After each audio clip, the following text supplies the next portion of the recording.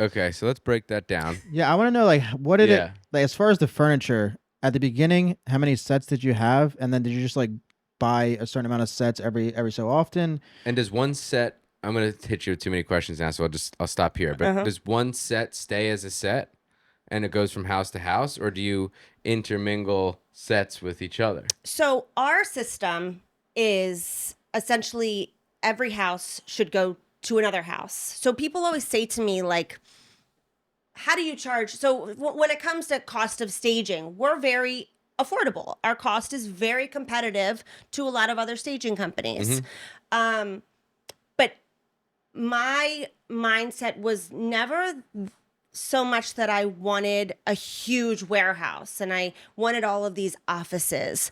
Um, my mindset was more so if we have houses that are hitting our warehouse, we're not running a profitable business. Mm-hmm. So our warehouse is used for backstock and essentially one house goes to the next. So my team doesn't spend 3 hours a day pooling one house. I mean, like some So companies, the houses are your warehouse, essentially. So all your stuff is out yes, there in the yes. field. That's actually so your warehouse, your storage now is just like overflow, or you always have like a house or two like backed up, What, or yes. So we'll have like backstock. We try to keep at least one or two houses that are set there.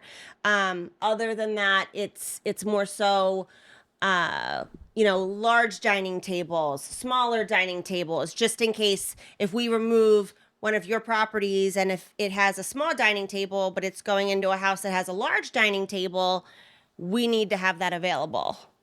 right. So you basically have 84 sets that are out right now. Yes. What's your capacity if the houses that you have out now aren't turning over and you have like, a lot more come in? Do you have the capacity, or just is there still only a few in the warehouse to where you can only do We up just to buy maybe more. 90 We buy more. by more? Yeah. We buy more. I mean, last year we staged 800 to 850 houses in the year.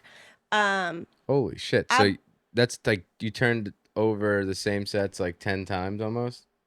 Jeez. so Okay. we do 30-day terms. Yeah. I mean, it works. And I Yeah. don't, January, December, they're more so our slower months. So the properties, the houses do sit for more so like 60 days.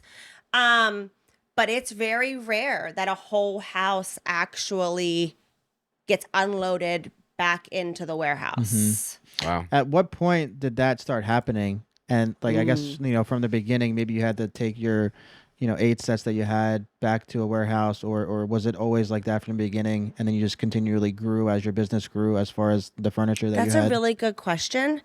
And I feel like I have just grown as I have bought more inventory as the business has grown. So we've never been to a point where all of our houses, even Mm-hmm. even 10 years ago, where all of our houses were back in the warehouse. Um, That sounds like logistical. it's very logistical. Yeah, it sounds like a It's lot of planning. it is. It That is.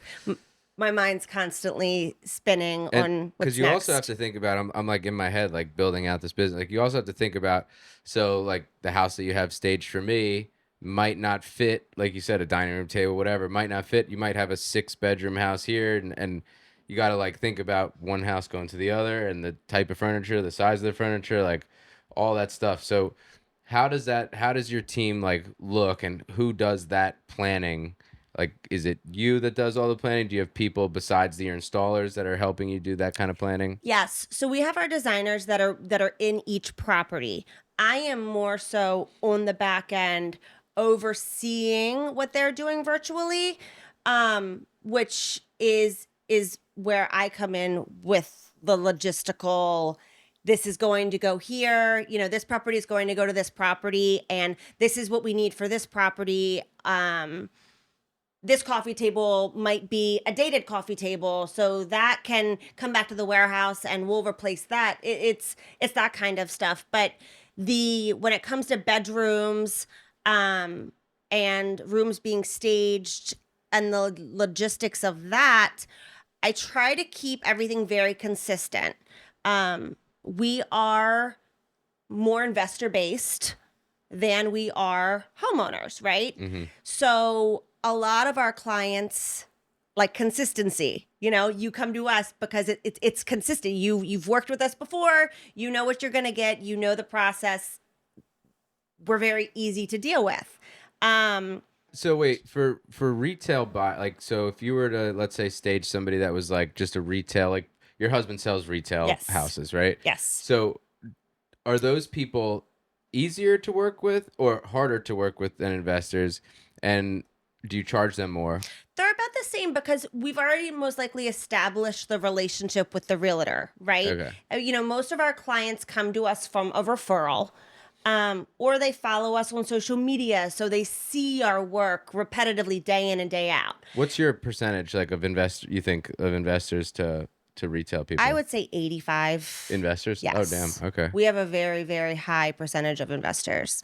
And it's, again, like I didn't plan for that to happen, but it's worked out because it's repeat. Yeah.